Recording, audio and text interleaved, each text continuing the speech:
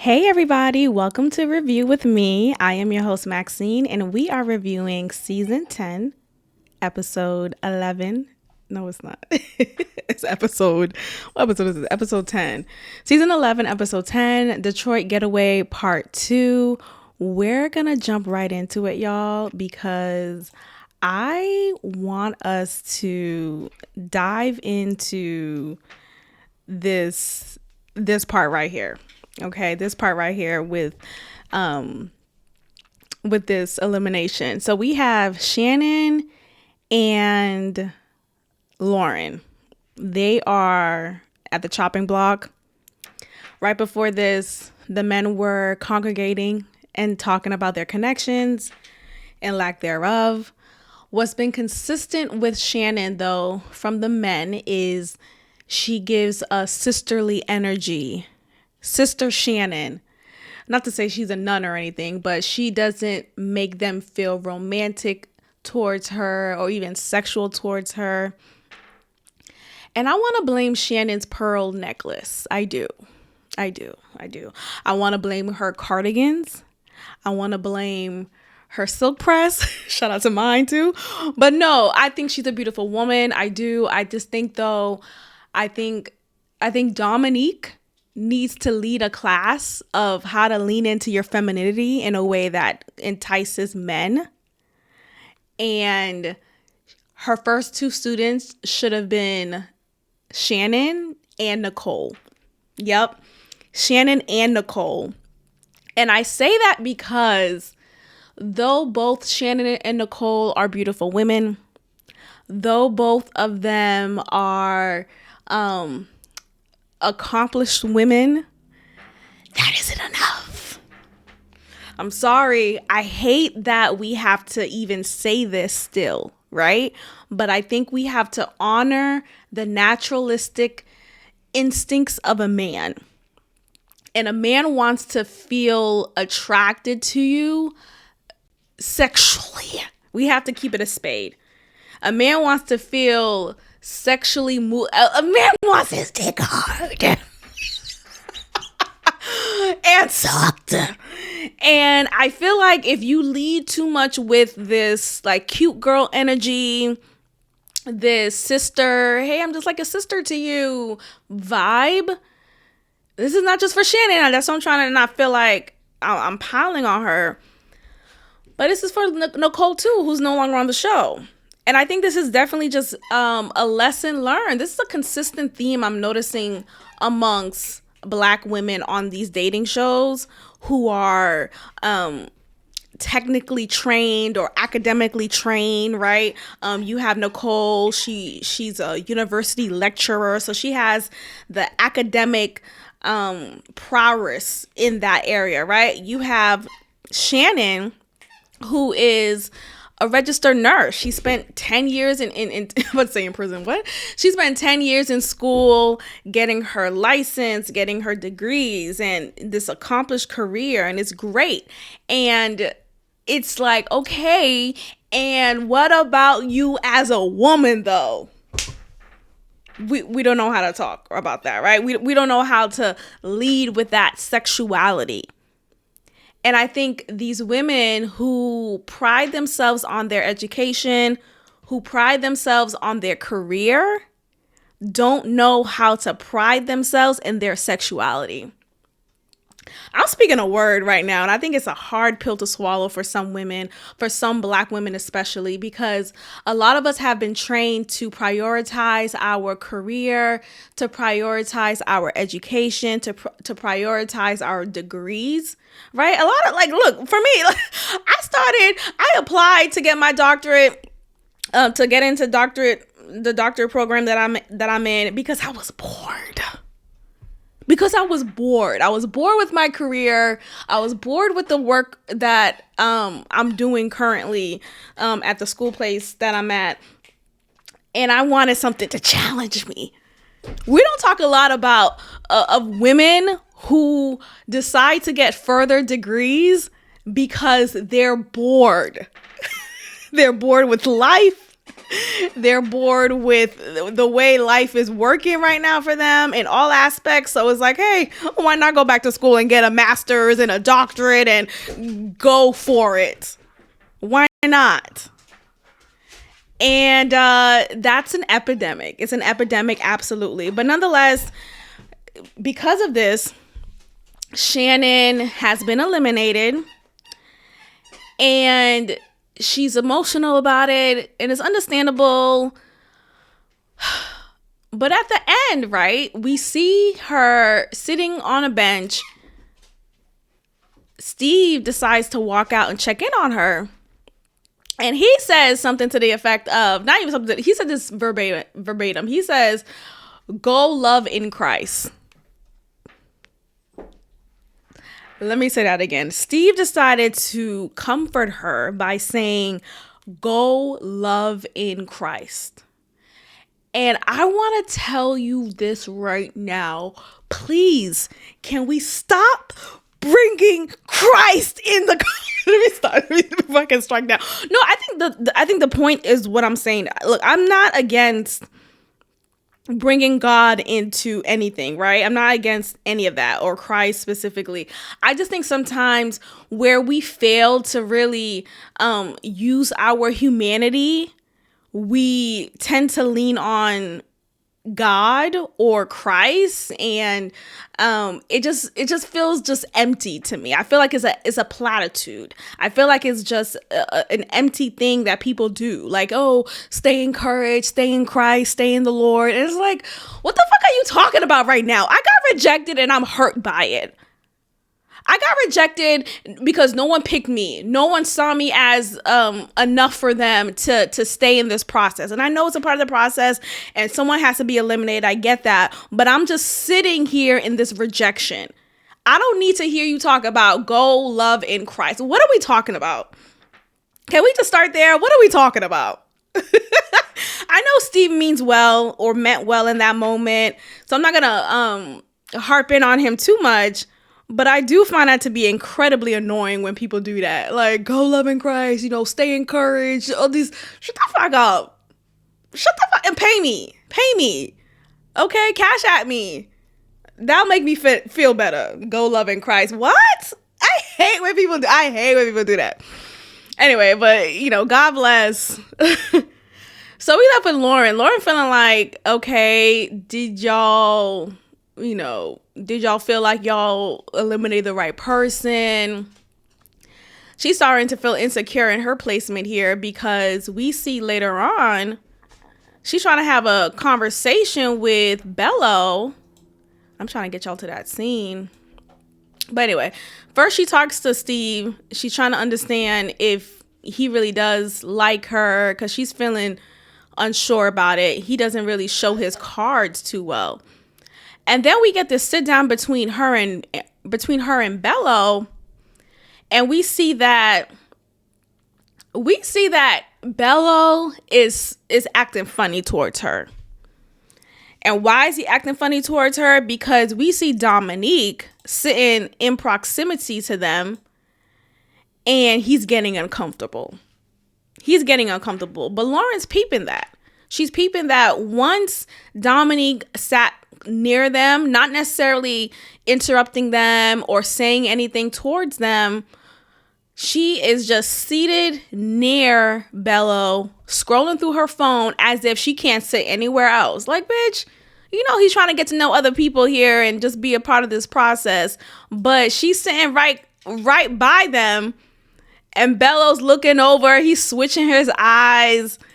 And we have Lauren talking about she feels like a side chick. She's starting to feel uncomfortable, as if he's not supposed to talk to her. And I do think that's unfortunate because this is a process in which it's expected to communicate with other people. But, understanding that naturally jealousy or frustration may come into the mix and it's uncomfortable at times. But I think Bello could have done a better job at making Lauren feel seen and heard while also respecting Dominique at the same time. I think honestly he could have just said, hey, let's talk over here at the couch. Let's sit here on the couch. I think, yeah, Bello could have handled that better, but I don't think Bello's really into Lauren as Lauren may want him to be. I don't get that impression. So we jump into this scene here. Remember the last episode? All of them, all of them like painted the pots of succulent plants for a special someone in the house. And I remember, this is just coming up to me now, that in that episode, in the last episode,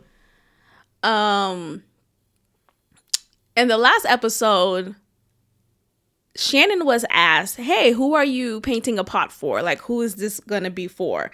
And she said, oh, I'm not going to share it right now. I'll share it later. But she never got to share it later because she got eliminated. Isn't that hilarious? But anyway, I just thought that was interesting. Anyway, so everyone's passing out their pots to everyone or to their person, right? And most of the people here are sending or giving their pots, giving their succulents to one person. Their top connection.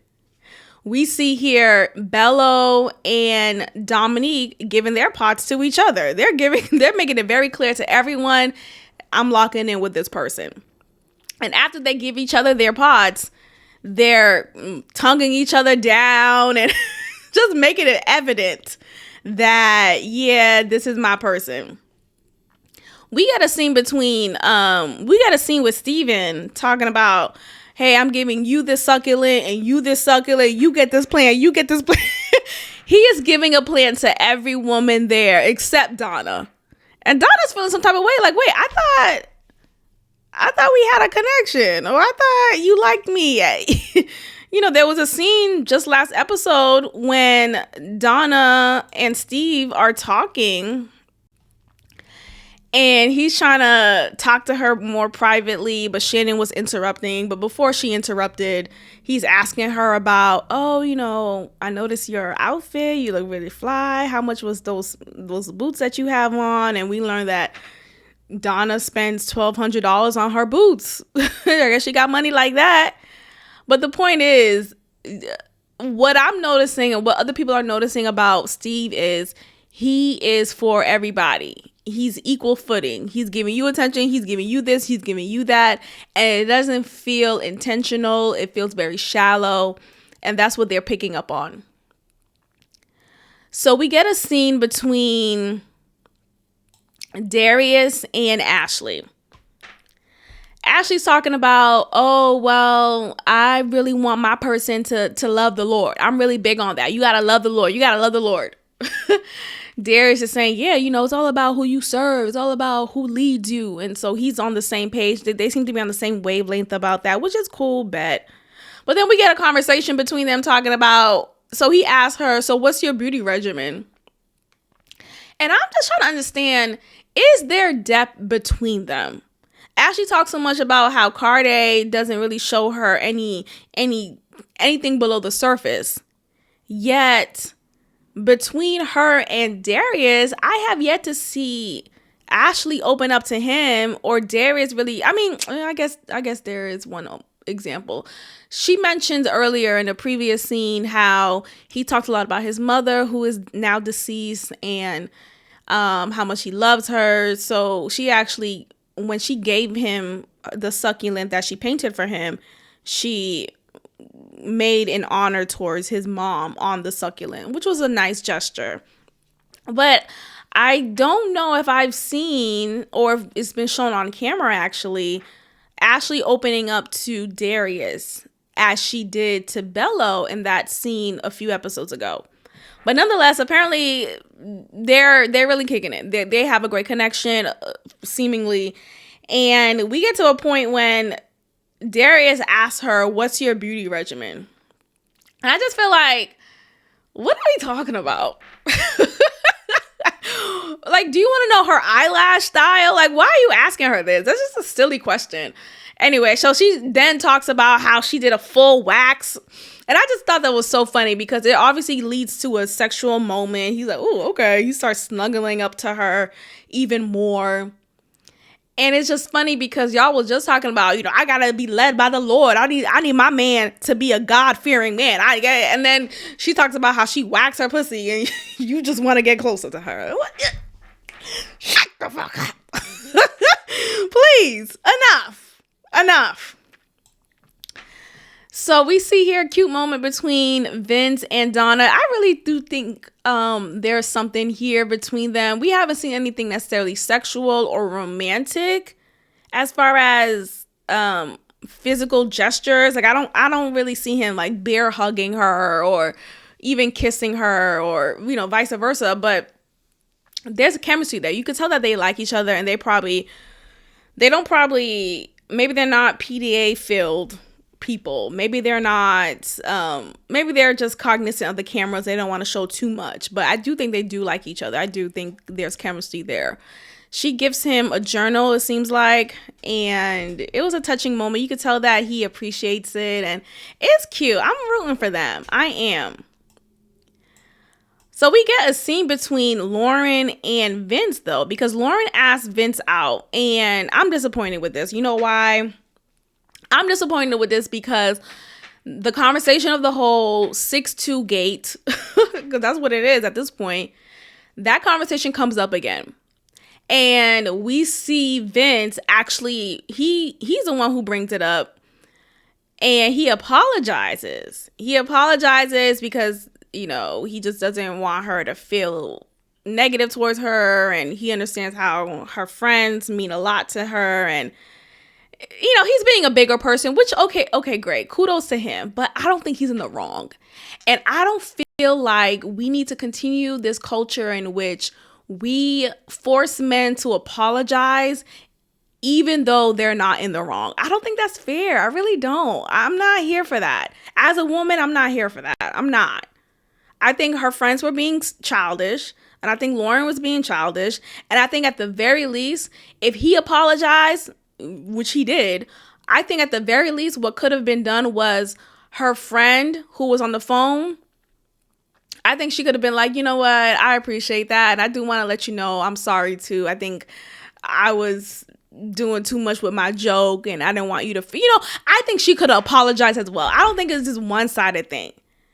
And the issue I have with this is this perpetuates this poor behavior, right? When women think that they could still do something that's silly and that's slightly offensive to a man, and then be mad at the man for not letting her run amok and expect him to apologize for her poor behavior. What are we doing? We have to be more mature at this point, and I'm just ashamed as a woman. But whatever, we move on. She actually kisses him on the cheek, and you can see again, Vince is I think he's very careful on who he is showing physical affection towards, especially being on camera. I can't remember. Did he initiate the cheek kiss? Because what is a cheek kiss? What are we talking about? And how come he's not doing the kissing? How come he's not kissing her on the cheek or the forehead? At least a forehead kiss. At least a forehead kiss. But anyway, okay. So she's getting all flustered in her confessional. It seems like she still really likes him. And they moved on, which is fine. I'm glad that they moved on. I just didn't feel like it was necessary for him to apologize. I think it would have been much better if, one, this whole thing wasn't discussed, revisited again.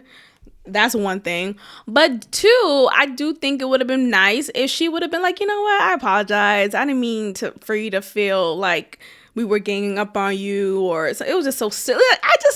It's silly. That's the thing. It's so silly that she should have apologized on behalf of her friends. Like, you know, I apologize for my friends, and I apologize for myself for overreacting. Because that's what it was, an overreaction. So we get to this scene here between Carday and Dominique.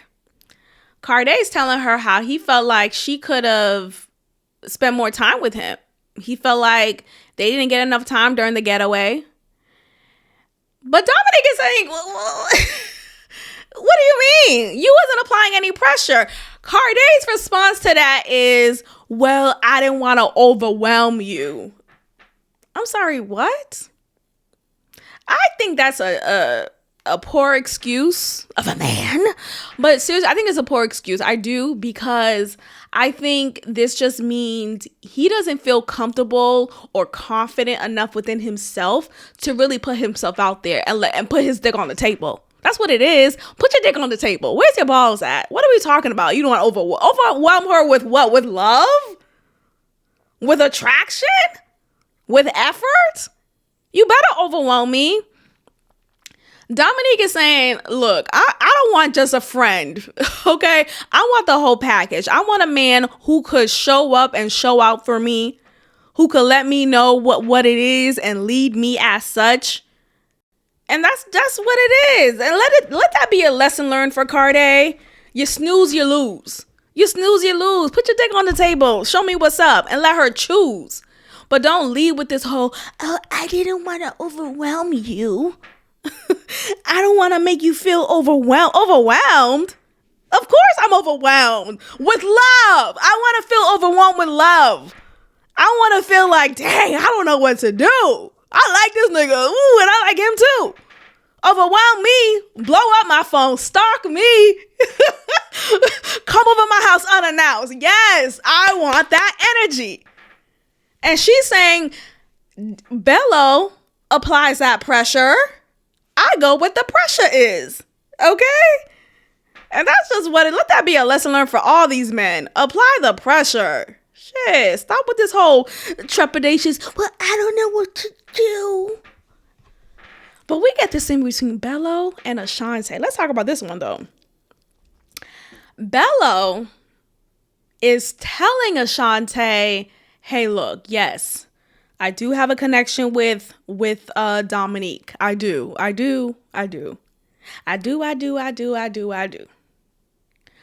But Dominique is familiar to me.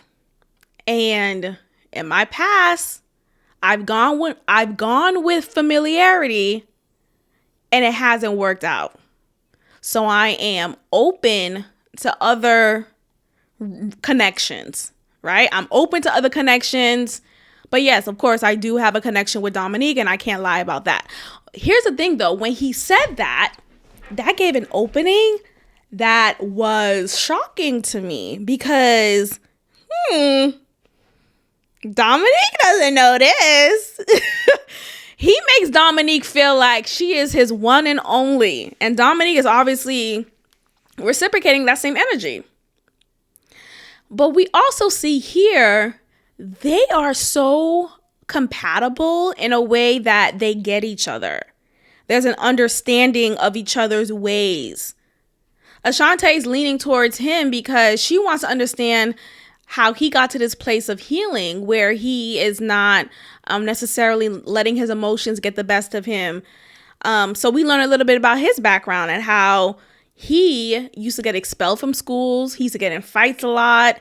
And he learned how to hone his energy productively in his sports. And that was just a great, wow, look at that deep shit. Hey, Cardi, you can learn a little bit about Bello. You can learn a little bit from Bello from this. Okay? So we learned that from Bello, and we learned from Ashante that she was kind of similar to him when it comes to that, out of control with her emotions. And it didn't take until her father's passing for her to kind of get better control of her life. So it was just an interesting connecting moment here between them. And that made me wonder, does Dominique have competition here? Because Bello said something very interesting. Like I said, he said that Dominique is familiar to him. But when he's gone with familiarity, it hasn't worked.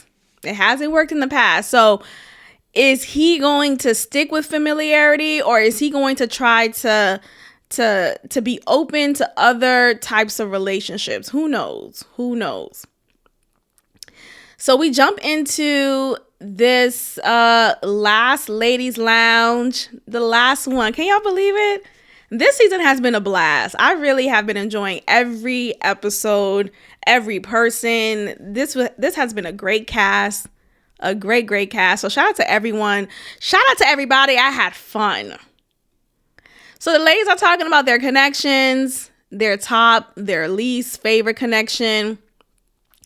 Lauren brings up this moment, that moment with her and Bello at the getaway, talking about, and she talks in code though. She's saying how there was a certain connection that was nearby when I was talking to Bello, and it felt uncomfortable for her because she felt like she was a side chick and like he wasn't supposed to talk to her.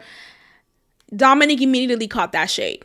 She immediately caught that shade. She said she's a confrontational person. So she was going to call it out and say, you talking about me? Because there were other people there. You talking about me? And Dominique, girl, yes, she was talking about you. You know what you was doing. You was sitting right next to him, or right near him, not next to him. You was near him as he was communicating with Lauren. Okay, come on, Dominique, you know what you was doing. So you want to act all obtuse. Were you talking to me? Yes. Obviously, there were other people in the house. Obviously, there were other people there. It wasn't just y'all's house. But the point is obvious here. But I do appreciate how Lauren handled this moment. She was trying to be confrontational back. She wasn't even trying to make it about Dominique. She was making it about Bello. Because Bello should still be man enough to have a conversation with another possible connection. That's the part of the process here. He shouldn't make it uncomfortable for her. And I think at the very least, if he was so uncomfortable with having a conversation with Lauren while Dominique was in proximity, he should have escorted Lauren to a different place and said, hey, let's have a conversation at the couch. Let's go to the bedroom. Maybe not the bedroom, but let's go somewhere else and talk. Because I can't concentrate right now. He doesn't have to voice that, but he could just escort her to another area and make it clear as day. Now, if Dominique went to that area too, then that would have been like, okay, bitch, come on, what you doing? Come on, then that would have been something. But Bello should have taken leadership in that moment, and he failed to. And I think that's the point of what Lauren was saying. It wasn't necessarily about Dominique, because Dominique wasn't making it obvious that she was trying to intimidate this conversation between them. But she was doing it in subtle ways. And it's a type of subtle work that you can't call it out because they could easily gaslight you. Like, what are you talking about? I was on my phone. I wasn't even bothering y'all. Because technically she wasn't bothering y'all. She wasn't interrupting y'all. She wasn't giving dirty looks to Bello or her. But she knew what she was doing. So I don't think Lauren was crazy for making that known. They all talk about Carday and how he's still surface level. Donna also mentioned Steven and said how she feels like he doesn't know what he wants. And he has all these connections, but it's shallow. Or if it is deep, it's not known to the people. So we get to the last scene here. And it's between Carday and Steve. Carday is taken out with Ashante, and she's letting him know the same rhetoric that has been told to him yet again. She eliminates him, he's gone, but we get a surprise that boom, Steve is eliminated too.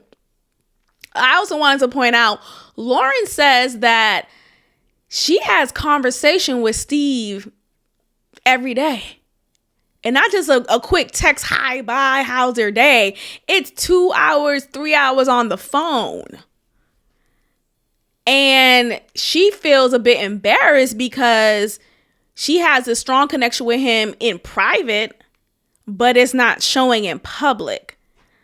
And she mentioned this during the teacher's lounge. She mentions this during the ladies' lounge. And Dominique said, oh, well, I would have never guessed that, because at the getaway, he didn't say, like, there's no chemistry. He didn't do anything. He didn't show anything. And I feel like Dominique was trying to also kind of stick it to Lauren even more. But she's not wrong, though. And I do think that is embarrassing, because how you have so much energy for me in private, but you're not showing me any of that in public. So anyway, Lauren brings that up to Steve, and he apologizes immediately. He's like, I don't want you to feel that way. That wasn't my intention. And he may not have wanted her to feel. I do believe that. I don't think he's malicious or anything. I do think, though, he's just shallow. I do think, though, he's emotionally unavailable. And why is that? I don't know. That's something for him to unpack and figure that out. So I am glad he's eliminated. I just didn't expect for it to be another double elimination with the men, especially. But I do wonder what's going on with him, that he is just surface. Like, Carday is obviously surface, but Steve was like an undercover surface level connection too. And that's very unfortunate. And I'm sorry that Lauren felt embarrassed too with how he was moving. You know, so you have him moving like that with her, and then you have Bello uncomfortable talking to her while Dominique is in proximity. So Lauren probably feels shitty. Like, damn, can I have someone be proud? Can I have someone be proud with me? I agree, girl. I get it. But anyway, both of them are eliminated, and that is that. So that's the last ladies lounge. So maybe the next one will be the finale episode, and then we get our reunion episodes, usually in 2 parts. But I've been very, very happy with this season. Shout out to everybody. I had fun. Leave your commentary below. But I also want to give some shout outs. Shout out to one of the comments I received last episode. I want to give her a nice little shout out. Her name is Miss Cammy, if I'm saying it right. She says here, Lauren is the same lady that asked men to twirl for her the first day she met them. Of course she is juvenile. Of course. And I agree with you, girl. That was so juvenile. I think tall women kind of get away with this behavior because they feel like, well, I gotta test you out. Do you feel comfortable with me? Because, you know, I'm 5'11".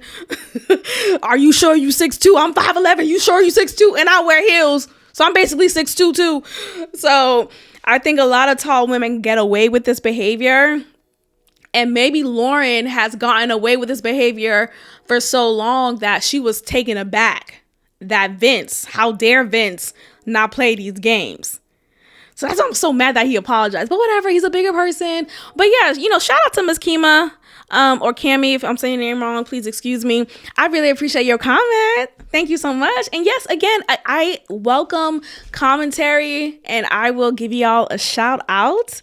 But let me know what y'all think about this episode, about the season so far. What are your takes? What are your predictions? Who's going to be ready to love by the end of this? We'll find out. Be sure to like this video. That is your way of supporting my channel. And leave a review. So yeah, like, comment, and please, please, please subscribe. And I'll see y'all next time. Bye.